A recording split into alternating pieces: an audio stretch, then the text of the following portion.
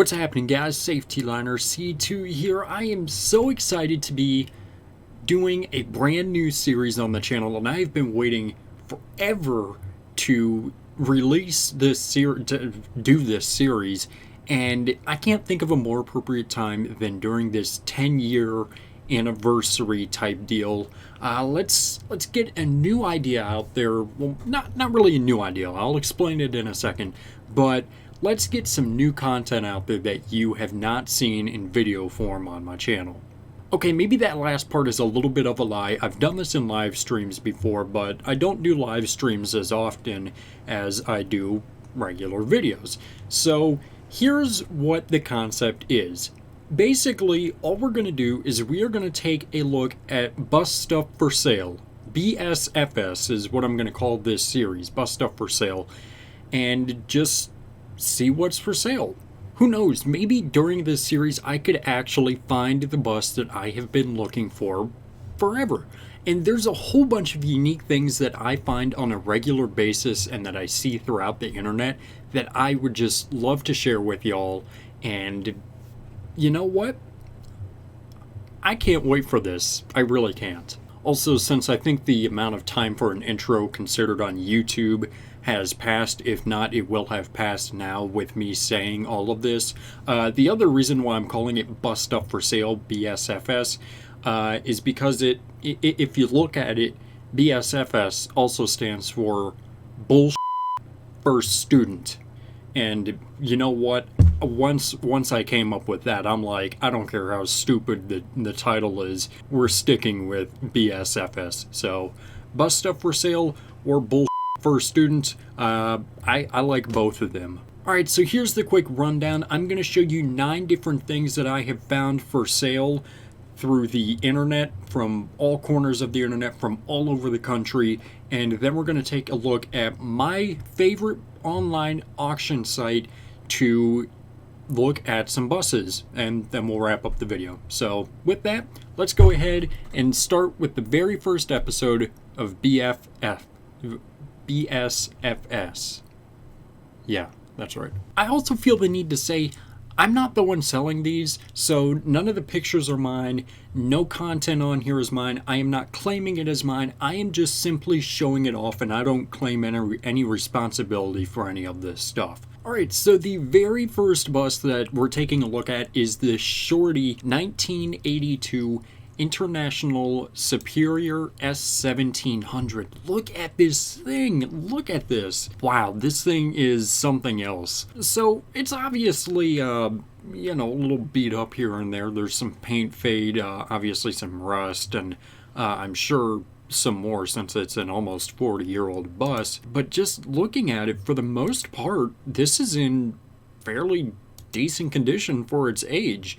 Look at the gauge here. I mean, that's a good gauge. I mean, it probably has been replaced since 1982, but still. So it's got 291,966 kilometers, which is 181,419.262 miles. So that's not bad. This bus has still got a lot of life left in it. Alright, so checking out down here, we have a 5-speed, and again, this looks in pretty good condition considering the age of the bus. It looks like the seats have been torn out, and the control panel here is, again, very good shape for its age, and just the overall driver's area isn't too bad, and it wouldn't surprise me if some of this stuff had been redone. If it hadn't, then that would impress me even more. Alright, 392 V8 engine. This doesn't really interest me. I don't know any of that stuff.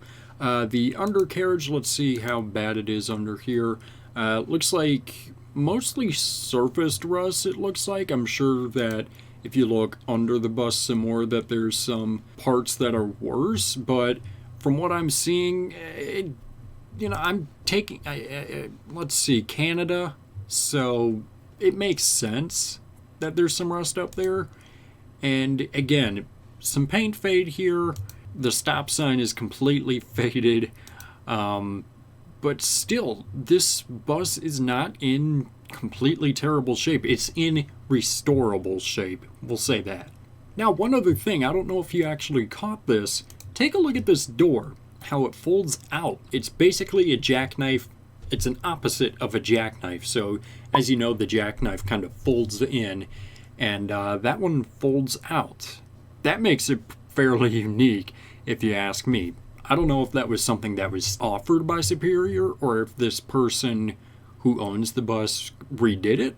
I don't know. Let's see, it starts, it drives forward and backwards, and the brake pedals work. All of that is usually fairly important when it comes to buying a bus. I don't know about y'all, but I like my buses to work. For the price of, I don't know how much, considering that it does not say yet, would I buy it? It really just depends on the price. But this is a super cool, unique bus, and yeah. Let's go to Bakersfield, California, and take a look at a 1994 Carpenter FE. Alright, this is a 30-foot 94 Carpenter FE. It's got a 5.9 Cummins, 450,000 miles, runs great, starts right up, no rust, California no salt, tires are pretty good, everything works, and $7,500. Alright, so taking a look at Noah's bus. What's up, guys? Hi. Got my buses with me. I don't know how I feel about these. They're kind of a little weird. They're out there. I don't really lean one way or another towards them. California spec actually kind of looks decent on this bus. And if you notice, this bus has LED on the back, which I don't think is really appropriate. I personally think that older stuff should stick with incandescent and newer stuff should stick with LED. Can I also just point out that this thing looks like it was built like a freaking tank? Like, how does this bus look like a tank to me, the back of it at least, and not the stark? Like I said, this is California spec, so you can see we've got the side emergency door and the single rear stop sign. Basic California spec. Pretty standard Carpenter FE interior, nothing too out of the ordinary here. And then the interior doesn't look too bad. It looks maybe like this seat is torn right here a little bit, and then you can see that there's some tears here and here, but not too bad for a, almost 30-year-old bus. Now, would I pay $7,500 for this? Probably not. This seems, honestly, if I had to guess who would buy this bus, this is a schoolie bus for sure. Almost no doubt in my mind that a schoolie person is going to snag that bus up. I think $7,500 is a little too high for this bus. Yeah, I'd pass on this one. Now let's head back up to Canada and take a look at a very unique and very hard to find bus. A 2000 Freightliner FS65, which Cameron, that might not be rare. Well, you didn't hear who makes it. Corbeil. Now, I'm sure some of you knew that Corbeil made Type Cs. They were mainly focused with the 3800, and that's what they made the most of. But they obviously also made the FS65. But they also made an even harder to find bus, a Ford B800 variant. I don't know how many of those were made, but it was a lot less than the Freightliner for sure. And the Freightliner is already, hard to find. So taking a look at this bus, it has 4 ways as per Canada spec. And why is that numbering right there? It's so weird. Like A2000 just kind of right there on the hood. And I don't know, I think there could have been a better place for it. That's just me, whatever. We've also got a black hood, which is common in Canada because it gets a little cooler up there, so helps keep the engine warm and all that fun stuff. Otherwise, it just looks pretty Freightliner, Corbeil mix standard. There's nothing too outrageous here. We've got some surfaced rust, which is to be expected. No stop sign. I assume this bus was used for something else after, because the lettering up here was taken off, the warning lights are covered, and the stop sign was taken off as well. Now, if you take a look here, this bus also has high headroom, And I don't know if I'm the only one who's getting EC72 vibes off of this bus, but I really am taking a look at it from this angle. I don't know what it is. I think it's kind of the high headroom and a little bit of the windows. Can also point out that this bus has a streamer, which I think it looks fine on there. Now, what makes this bus even more unique is the fact that it has a manual transmission, as you can see. We'll take a look at that specifically in a second, but it's also got a manual door, as you can see right there.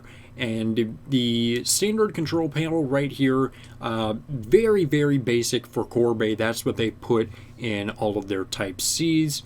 We've got the standard Freightliner dash with 106,000 kilometers. I don't know what that is, and I'm not fixing to do the math right now, so whatever's on screen right now is the converted to miles. And then right here you can see the 5-speed. There could not have been a whole lot of Freightliner, Corbeil Freightliners that had manual transmissions in them. So I'd be really interested to know exactly how many of these were made.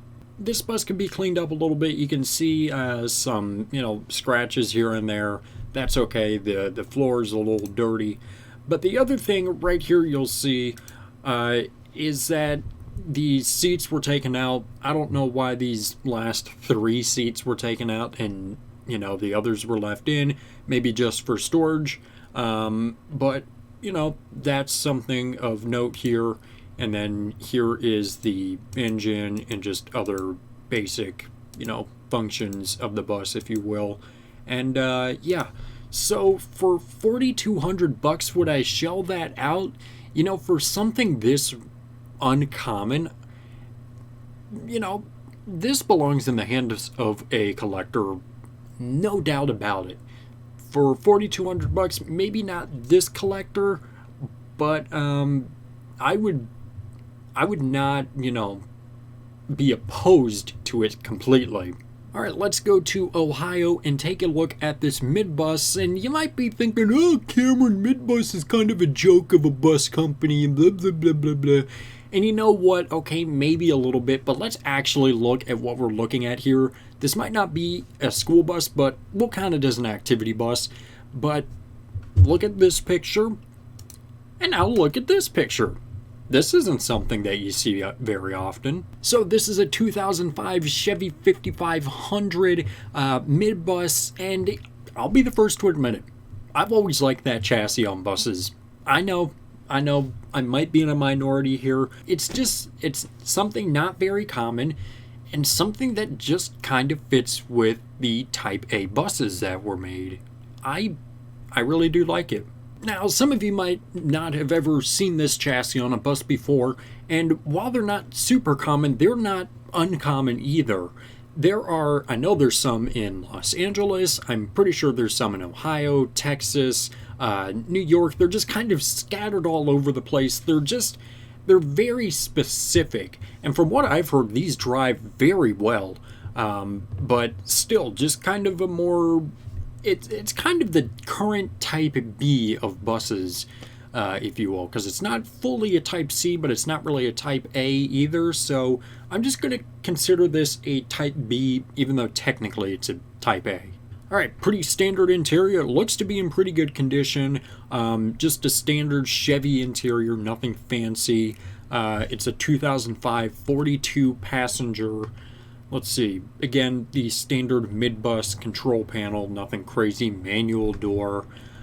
Seats are in good condition, and here you can see the full length of the bus. This is kind of why I said it's not really a Type A, and it's not really a Type C either. Here's some pictures from the back, 64,000 miles, so this bus still has a lot of life left in it, and, this is something unique. But for nearly $10,000, yeah, no thanks. And I'm pretty sure this is coming from a dealership too. Let's see what the seller says. Only 64,000 miles, perfect for a schoolie conversion, which I agree with. It's a pretty good schoolie bus right there. Or its intended purpose as a large capacity childcare bus, good condition and passed the most recent DOT inspection. 42 passengers plus a driver, formerly owned by the YMCA. Alright, we are back in Canada looking at yet another Corbeil, another unusual Corbeil, specifically Ontario, and specifically this Corbeil FE. So again, maybe you didn't know that Corbeil made Type Ds. They made both FE and RE buses. Were they common? No, especially here in the States. Well, they weren't here in the States. They're only up in Canada. There's only two pictures of it, the front and the back, and you can see there's the rust has gotten through the back right there. We're missing a tail light. The other thing here is this one unusual clearance light. I don't know why that's above the door. But moving over here, just kind of look at this. I mean, this bus is just falling apart. It's just, we've got these little steps right here. So someone converted this into their little schoolie or just kind of storage unit or whatever. And then why the heck are there two orange turn signals here and then one missing over here? Were there like two red ones right here? God, that's just nasty to think about. Like, ugh. Taking a look at the seller description, 1750. If this bus ran and was in good condition, yes. Currently storage bus, engine was running 1 year ago and then shut down during refueling. Some sort of fuel pump problem, fuel pump maybe. Need full brake job also, so that's already, yeah, no, I wouldn't be dealing with any of this. And then best suited for storage or stationary motorhome conversion or trailer. So, yeah. This is something uncommon. This is pretty cool. 1750 for a bus that doesn't run though. Yeah, no thanks. All right, let's take a look at this 1971 Ford Econoline van. Never mind. This is a Wayne International Loadstar. Let's take a look at this thing. So first off, I love this color combination here. We've got the green here and the white on the roof, and I like that green. I'm sure it's a little different in person, and if it was cleaned up a little bit better, it would look probably even better, but I'm liking that green. So I'm taking a guess and saying that this bus came from California because of the stacked tail lights back here, and the fact that this also has four ways. Not that four ways weren't uncommon in 1971, but it's pretty much just this right here is what's giving it away as a most likely California bus. Look at how much buses have progressed over time. We had the metal seat frames and even the metal back plates right here with just the foam, really just a bare amount of foam right there to protect the bus or to protect the passengers in it. But overall, it doesn't look too kind of middle of the ground condition here right now from what I'm seeing. We've also got this pole up here, common of Wayne buses and older buses, really, with a bar going that way as well to prevent people from, to prevent the front passengers from anything. You can also see that we have got a emergency door back here, yet another clue that this was probably a California bus. Here's looking the other way. Again, kind of condition. And then, let's see, what else do we have? We've got a jackknife door, which, okay. And then a picture from the front. So, this is a beautiful bus. And let's see, the seller didn't say if it ran or not. If this ran, this would be a phenomenal snag for a collector. This is a good start to something that could be restored for sure and put in original condition. For $4,500, I don't know, because these are getting harder and harder to find. $4,500 to the right collector, could buy them this bus. Let's take a look at something even older than that. And some of y'all might be saying, oh my gosh, Cameron, are we looking at you? Because you're so old. And to that I say no. Something even older than me is this 1958 Bluebird All-American FE.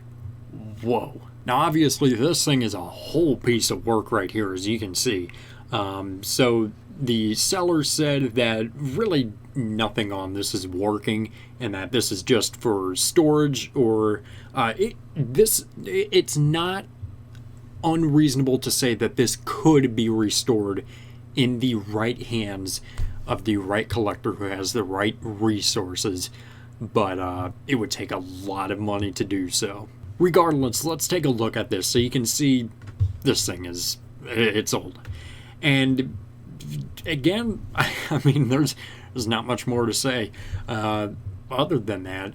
But take a look at this right here. We've also got the manual transmission in a front engine bus, which is something that, you don't ever see. So that's something. We've got this V-style steering wheel here on both sides, the 4 pillars. And just look at the gauges right here. This V-shaped design right here. This looks like the old Chevy stuff. It's so cool.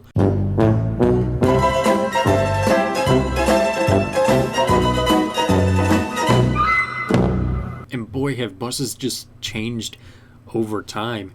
So obviously this person is just using it as storage and just kind of throwing stuff in there. But still, I mean, this bus probably hasn't ran for a very, very long time. Like you, Cameron. Yeah, very funny. This is the front of the bus, and I've actually found something like this myself in West Texas. I'll put a picture on screen so you can see it. But still, this is a really interesting generation of All-Americans to me, and I've always found All-Americans very interesting. Here's the engine right here, and then the back of the bus. So obviously, like I said, a big piece of work right there, but something really unique nonetheless. Taking a look in Colorado now at this 1978 Ward GMC. This isn't in terrible condition until we start reading the details of it, but the overall body of it looks to be already fairly decent. As you can see, the inside of the bus is completely cleaned out, aside from what they put in there, but all of the bus stuff in there is cleaned out. The stop sign is pretty well faded, and, it doesn't look very bad overall. That's that. Let's go ahead and take a look at the details that the person left. Very good condition overall, so yes, it is. Body and windows are in great condition. Most of the seats are removed. No motor, trans, or drive shaft, so obviously you're not going to be able to do much with this bus. Newer tires, no leaks or dents. The frame and axles are in good condition. Potential storage or RV, GMC 6000 Ward, and the mounted tow bar in the front. Not included in this sale, but still. No engine, transmission, or drive shaft. That's probably going to cost a lot of money as well. So if it had all of this stuff and it was listed for $2,300, that's a really, really nice bus. And I don't know. So one of the other things I'm just not noticing is these turn signals up here. I don't think you see those on many older buses. So that's kind of another interesting thing to point out. And then just a standard jackknife door, and you can also see the Ward emblem right there. So yeah. Alright, and the last bus before we go over to the auction site is again another Carpenter FE. It's a 1993 with a 5.9 Cummins engine. Let's see, we've got under storage on here, which is nice. We're missing a brake light back here. This is the front of the bus, bus 11. We got the arrow turn signals, which is always nice to see. We've got the crossing gate right here with this little wired one. I don't care for those. Those are so cheap, and just if you're going to buy a crossing gate, buy the right, or put on the right one at least. Stop sign is all blacked out, continuing with under storage on here and the side E door. We've got a jackknife door, so that's interesting. Let's check the inside of the bus. Pretty standard in here. Looks to be in decent condition. Nothing too crazy. The same picture again. Looks to be overall in pretty good shape. Let's see. Allison 5 speeds, run great, low mileage at 181,000 for $6,500. Maybe a little bit on the high side again, but overall not a bad bus. Alright, we are on public surplus now. This is my go-to auction site to take a look at buses. I've selected 3 that I'm going to show y'all, but this is my go-to mainly because this is where they list the Arizona buses. So if something comes up, then I'm going to take a look at it. All right, so the first of the 3 that I want to show you is in Minnesota, a 2009 ICCE 300, 65 passenger. We'll take a look at the notes real quick as well. 31,000 pounds, air ride, air brakes, and interior and rear dot lights are LED, two-way radio isn't included, 77,017 hours, and mileage is listed as current, which is 107,405. We've also got a DT 466 in here, which is probably the DT, Maxworth DT. Alright, so here's one of the things with Minnesota buses. I'm not sure if this is a complete statewide spec, but I know on a majority of buses in Minnesota that they have black fenders, and that's why they're black on this bus. You can also see that this bus has dual stop signs. Looks like to be a white roof. We've got the turn signals on the hood cowl, and then right up here as well, so that's good.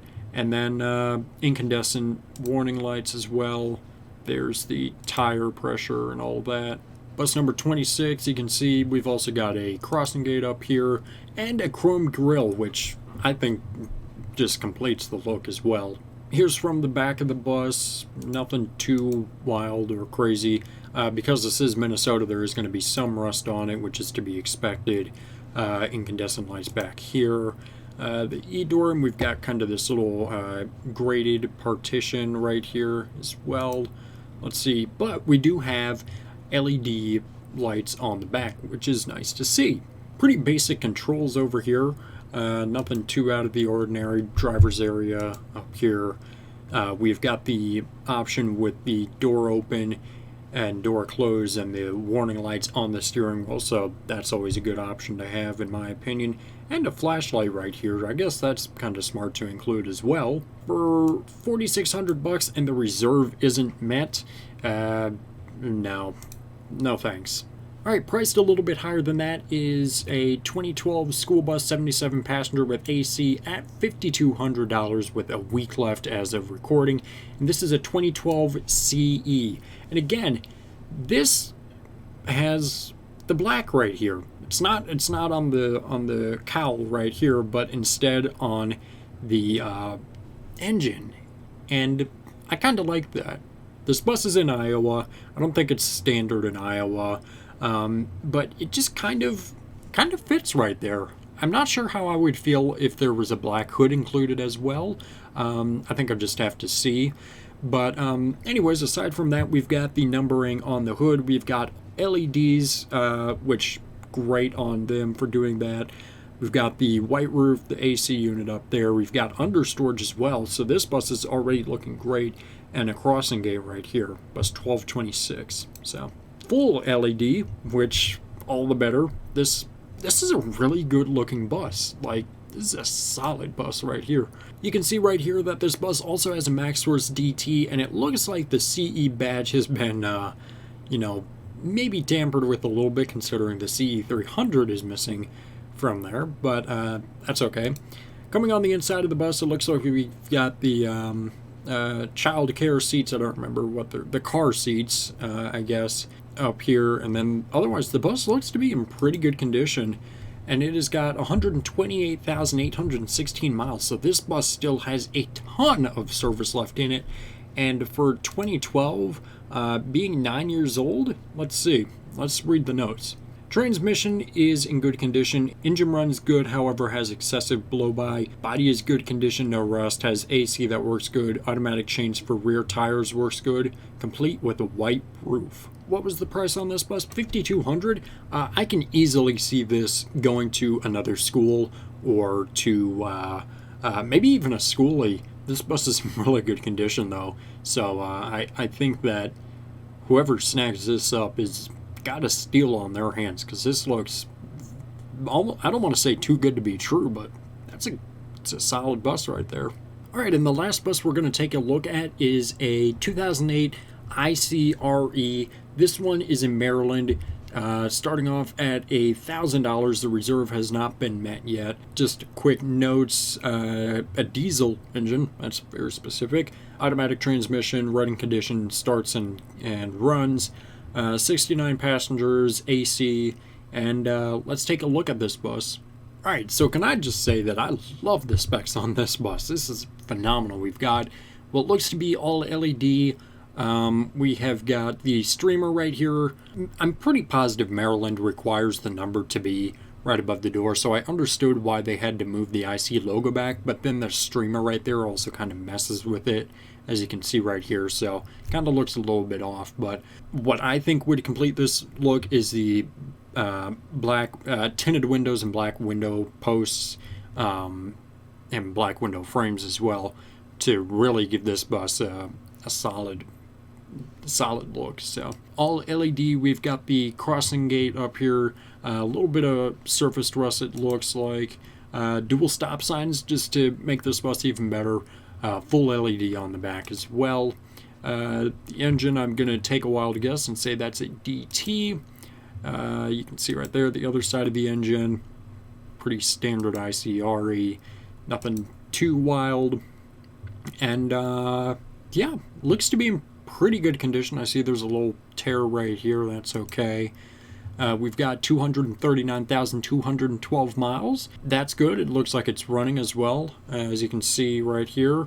Oh, that's the speedometer. That's not right, but still, maybe it's running. But and then yeah, just the basics, manufactured by IC. Let's see, April of 2007. So yeah, would I buy this bus? Depends on what the reserve is. $1,000 and the reserve hasn't been met, considering there's no bids on it. But still, that's a really solid looking bus, and I love Maryland spec buses like that. They're phenomenal looking in my opinion. And yeah. Alright, and just like that, that is going to wrap up the first episode of BSFS. Again, take your poison on which one you want that to stand for. But let me know, is this something that you guys want to see more of in the future?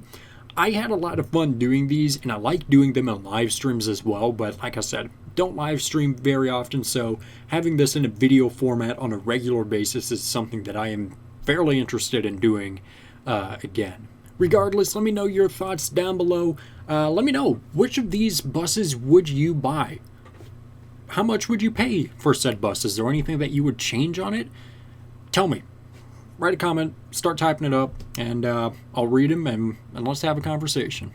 So yeah, guys, that is going to do it for this video. Thank you so much for watching. Make sure that you subscribe down below. It's a magical red button that says you are now subscribed to Freightliner C2.